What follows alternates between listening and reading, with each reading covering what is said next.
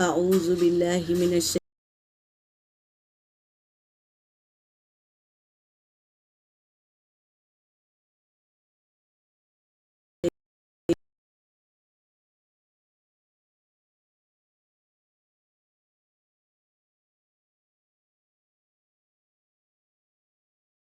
اللہ کی رحمت۔ تو میاں بیوی کو اللہ تبارک تعالیٰ نے سب رشتے بنائے، اولاد کا پیدا کرنا اللہ نے بنایا ہے، بھائی بہن کا رشتہ، ماں باپ کا رشتہ، اور بہت سارے رشتے، اس میں سے سب سے پسندیدہ رشتہ اللہ کے نزدیک میاں بیوی کا ہے۔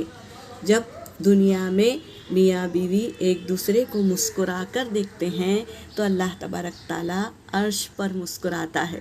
تو سوچو، اس نے وہ چیز بنائی، جب ہم اخلاق کے ساتھ زندگی گزاریں گے، محبت سے ایک دوسرے کے ساتھ رہیں گے تو اللہ کتنا خوش ہوگا۔ خالی مسکراتے ہیں تو اللہ مسکراتا ہے، تو ہمارے ہر عمل کو دیکھ کر اللہ ہم سے راضی ہو جائے گا۔ اس لیے ہمیں اپنے اخلاق کو سدھارنا ہے۔ حدیث پاک کا مفہوم ہے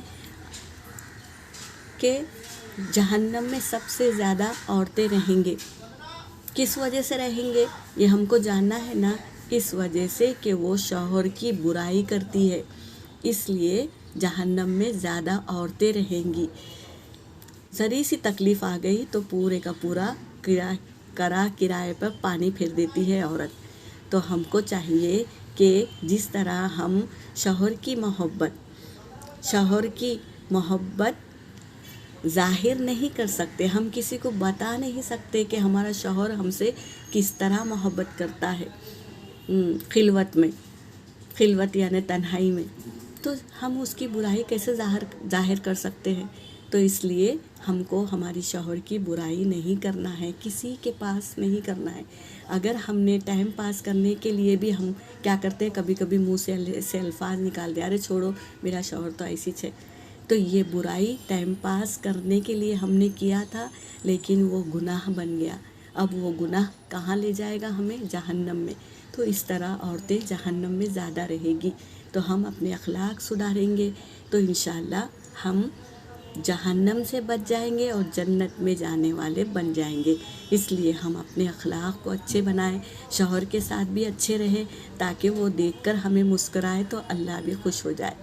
یہاں پر یہی میسج پہنچانا تھا، آپ لوگ اس کو عمل میں لاؤ اور اپنے شوہر کی عزت کرو، اور شوہر کی برائی کرنے سے اپنے آپ اپنی زبان کو روکو، اور اپنے وقت کو قیمتی سمجھ کر شکر ادا کرو کہ اللہ نے مجھے ایسا شوہر دیا، اس کے ذریعے سے مجھے نیک اولاد ملی، اتنے رشتہ دار ملے، ساس سسرے ننند سب کچھ رشتہ ملا، گھر دیا، کھانے پینے کی چیزیں دی۔ ہم کسی کے پاس مانگنے نہیں جا رہے، وہ لا کر دیتا ہے ہمیں، تو ہمیں کھا کر اللہ کا شکر ادا کرنا ہے۔ اس طرح ہم اللہ کا شکر گزار بندے بھی بنیں گے، اور شوہر کی نافرمانی سے بھی بچ جائیں گے، اور شوہر کی نعمتوں کا شکر کرنے والے بن جائیں گے۔ ٹھیک ہے، جزاک اللہ خیرہ، ان باتوں پر عمل کریے۔